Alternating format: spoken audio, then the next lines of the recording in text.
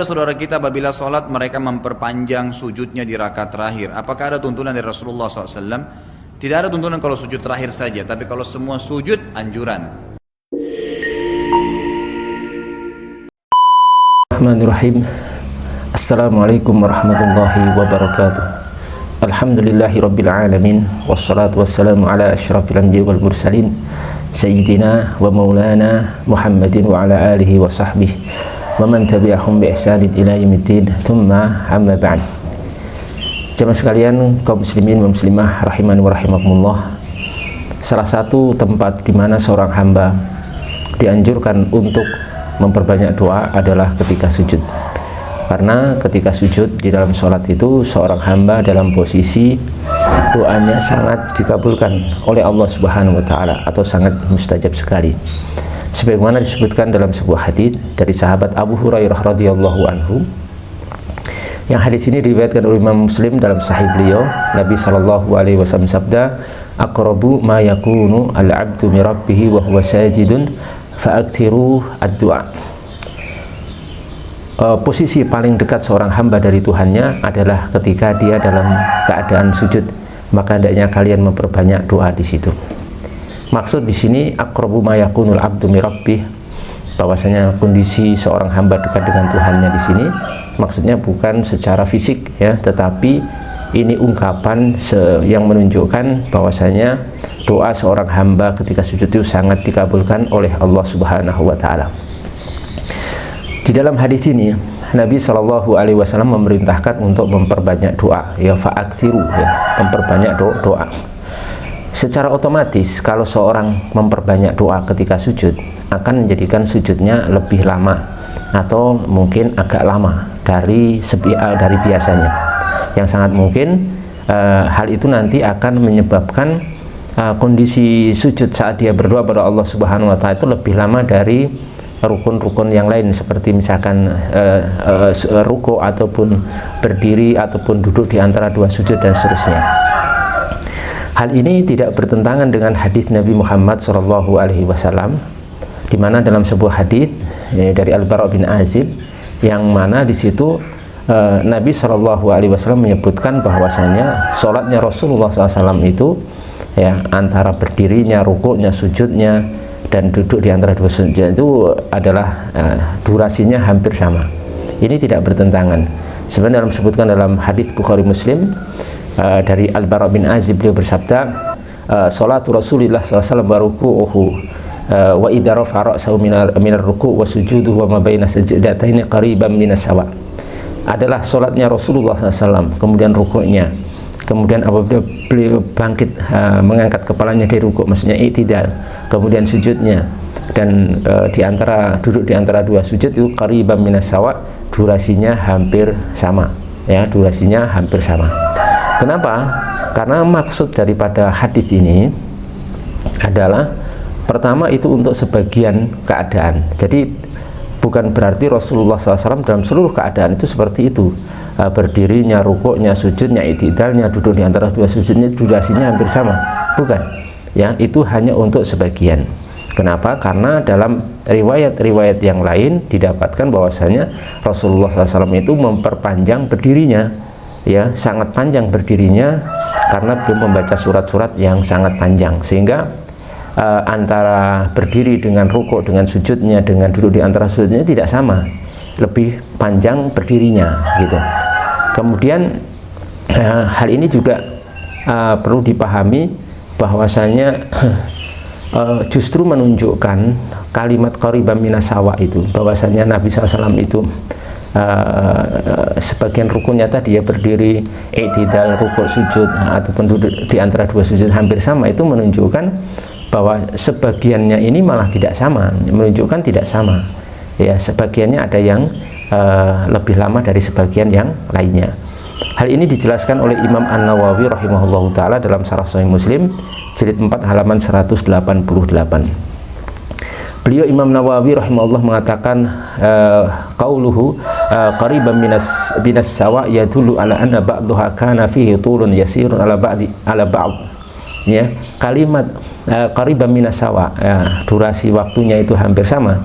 dalam kalimat hadis di atas yang sudah kita baca tadi menunjukkan bahwasanya sebagian perbuatan sholatnya Nabi itu kana fihi tulun yasir, ada sebagian yang fihi tulun yasir, waktunya itu lebih lama sedikit ya, alabat atas sebagian pekerjaan sholatnya Nabi yang lainnya. Wadzalika fil qiyam, dan itu bisa jadi dalam masalah berdiri ya. Berdirinya Nabi itu ternyata memang lebih lama dari rukuk sujudnya atau duduk di antara dua sujudnya, karena beliau tadi membaca bacaan-bacaan yang mungkin sebagiannya panjang. Wala'allahu aidan fi tasyahud, dan juga di tasyahudnya itu lebih lama ya, lebih lama karena ada tasyahudnya cukup lumayan panjang, kemudian masih ada tambahan kadang-kadang ditambah dengan berdoa di akhir tasyahud ya. Kemudian Imam Nawawi lanjut, wa'lam anna hadzal hadits mahmulun ala ba'dil ahwal wa illa faqad thabatatil ahaditsus sabiqah bitatwil qiyam. Ya, ketahuilah kata Imam Nawawi, sesungguhnya hadis ini ya mahmul dibawa kepada kemungkinan ala ba'dil ahwal, kepada sebagian kondisi saja, bukan semuanya seperti itu. Kenapa? Wa illa, kalau tidak demikian, karena apa? Telah thabit, telah valid, telah sahih dari dalam beberapa hadis yang telah lalu penyebutannya bitatwil qiyam, di mana Rasulullah itu memperpanjang atau memperlama berdirinya. Jadi memahami hadis ini kita harus memahami secara benar dan tepat sesuai dengan penjelasan para ulama yang kesimpulannya tadi disebutkan apa? Bahwasanya qariban minas sawa itu durasinya hampir sama, itu bukan berarti sama semua ya, bahkan itu hanya untuk sebagian keadaan, dan menunjukkan bahkan kalimat itu sendiri menunjukkan bahwasanya perbuatan Nabi dalam salat itu tidak sama semua durasi waktunya. Seperti berdiri, saat berdiri itu lebih lama, atau ketika tasyahud itu biasanya lebih lama, khususnya tasyahud akhir. Kemudian praktek di masyarakat kita kaum muslimin secara umum, masyarakat kita kaum muslimin itu mengamalkan hadis perintah untuk memperbanyak doa ketika sujud.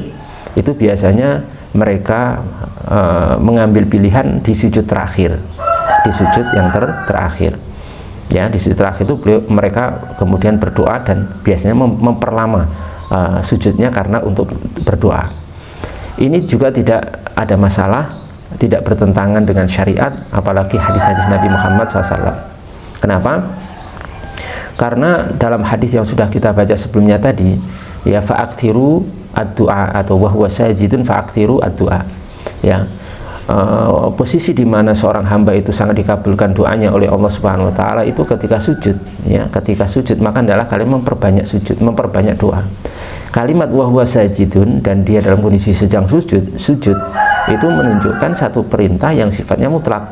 Perintah mutlak itu apa? Perintah yang tidak terbatasi oleh, di dalam konteks hadis ini, oleh sujud tertentu.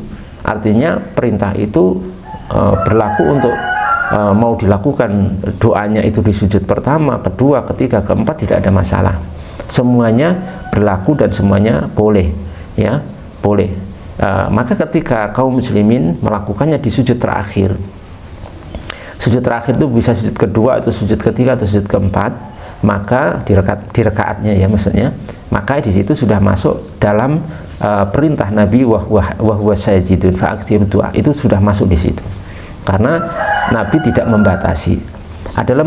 Kenapa kaum muslim mengkhususkan di situ, di sujud yang terakhir? Karena lebih simpel, karena sudah selesai, dan di sujud terakhir itu tentunya lebih mudah untuk diingat ya, dan tidak, istilahnya itu tidak ada gangguan. Karena kalau di sujud pertama, kedua itu mungkin kurang simpel, di sujud terakhir itu menjadi pilihan ya, karena sudah hampir selesai sholatnya. Dan untuk mengkhususkan itu pun tidak ada masalah, karena tadi sudah saya sebutkan bahwasanya perintahnya sifatnya mutlak, maka perintah al-amru al-mutlaqu yu'mal ala itlaqihi, maka perintah mutlak itu diamal sesuai kemutlakannya, kita pilih yang terakhir ya, kita pilih yang terakhir. Mengkhususkan itu pun juga tidak ada masalah berdasarkan hadis Nabi SAW dalam hadis yang sahih dalam Sahih Bukhari dan lainnya, di mana di situ Nabi SAW setiap hari Sabtu itu ya'ti ilal Quba, atau beliau itu datang ke Masjid Quba dan kemudian yusalli fi rakaatain, beliau itu sholat 2 rakaat di situ. Itu setiap hari Sabtu beliau pergi ke Masjid Quba dan sholat 2 rakaat di situ. Kata Al-Hafidz Ibnu Hajar Al-Asqalani yang kurang lebih maknanya, dalam hadis ini ada sebuah dalil bolehnya kita itu mengkhususkan tempat tertentu ataupun amaliyah tertentu di waktu tertentu untuk dilakukan di situ, ya. Dibolehkan untuk taksis, ya, mengkhususkan sebagian amalan untuk tempat atau waktu tertentu. Nah, di sini kita mengkhususkan di sujud terakhir itu untuk sujud, untuk berdoa kepada Allah Subhanahu wa taala, maka itu tidak ada masalah di situ, sepanjang orang yang melakukannya itu tidak meyakini yang diperbolehkan dan dianjurkan hanya sujud terakhir. Nah, ini keliru kalau seperti ini. Artinya semua sujud, mau sujud pertama, kedua, ketiga, keempat, itu semua dianjurkan untuk memperbanyak doa. Tapi kemudian kalau memilih sujud terakhir, itu bagian pilihan dari 4 kondisi yang diperbolehkan, gitu ya. Demikian. Jadi perlu digarisbawahi kesimpulannya, amaliyah kaum muslimin di negara kita khususnya dan secara umum di dunia secara umum, ya, bahwasanya mereka itu memperbanyak doa dan memperlama sujud untuk berdoa di sujud yang terakhir. Itu satu perbuatan yang sudah berdasarkan dalil, berdasarkan kaidah-kaidah yang mu'tabar di para ulama, dan merupakan sesuatu yang sudah sejalan dengan syariat Islam, bukan sesuatu yang keliru atau salah, apalagi itu termasuk bid'ah. Demikian, semoga bermanfaat. Assalamualaikum warahmatullahi wabarakatuh.